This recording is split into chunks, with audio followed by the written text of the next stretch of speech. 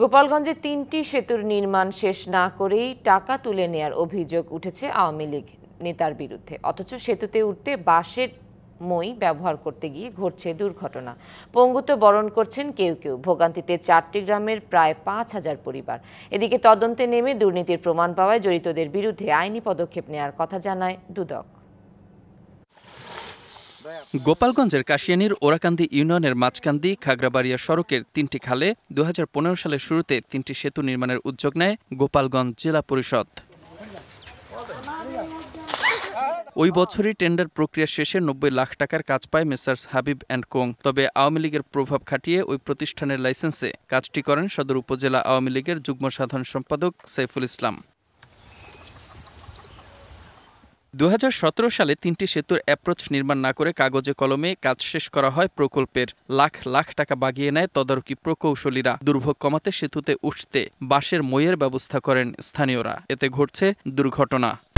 Colour expert, George sap এবং mild on hands technology সমৃদ্ধ Orix crystal wash. আপনার আমার তো পাওয়ার আছে, এর আগে পরে অনেক লোকজন কাজ করতে বলে তাকে মাজা পিটো ভাঙছে।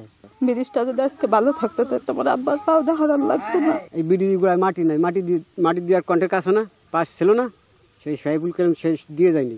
কোনো কিছু নিয়ে আমরা উঠতে পারি না। সে জায়গা যদি একটা বুড়ো মানুষ আটতে যায় তাই আত্মা ভাঙে উঠতে যাইয়া। সেতু ৩টি ব্যবহারের উপযোগী করতে ঊর্ধ্বতন কর্তৃপক্ষের দিকে তাকিয়ে এই জনপ্রতিনিধি।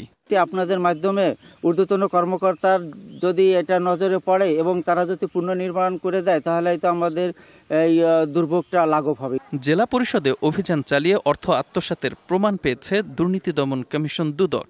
উক্ত ব্রিজের নির্মাণ কাজ বাবদ ঠিকাদারি প্রতিষ্ঠান মেসার্স হাবিব অ্যান্ড কোংকে সমুদায় বিল পরিশোধ করা হলেও অ্যাপ্রোচ সড়ক নির্মাণ করা হয়নি। সেতুগুলোর কাজ শেষ না করার জন্য দায়ী আওয়ামী লীগ নেতা সাইফুল ইসলাম, এমন অভিযোগ সংশ্লিষ্ট কর্মকর্তার। কন্ট্রাক্টরের নাম ছিল শেখ হাবিবুর রহমান, কিন্তু সাইফুল ইসলাম এই কাজটি করছে, এমনকি অস্ত্রের মুখেও হুমকি দেয়। যেহেতু আওয়ামী লীগের আমল, আমাদের বাঁচার স্বার্থে পরে স্যাররা বলে যে বিল দিয়ে দাও ও অ্যাপ্রোচ পরে করে দেবে। ৫ই আগস্টের পর সাইফুল ইসলাম আত্মগোপনে থাকায় তার বক্তব্য পাওয়া যায়নি। DBC news desk.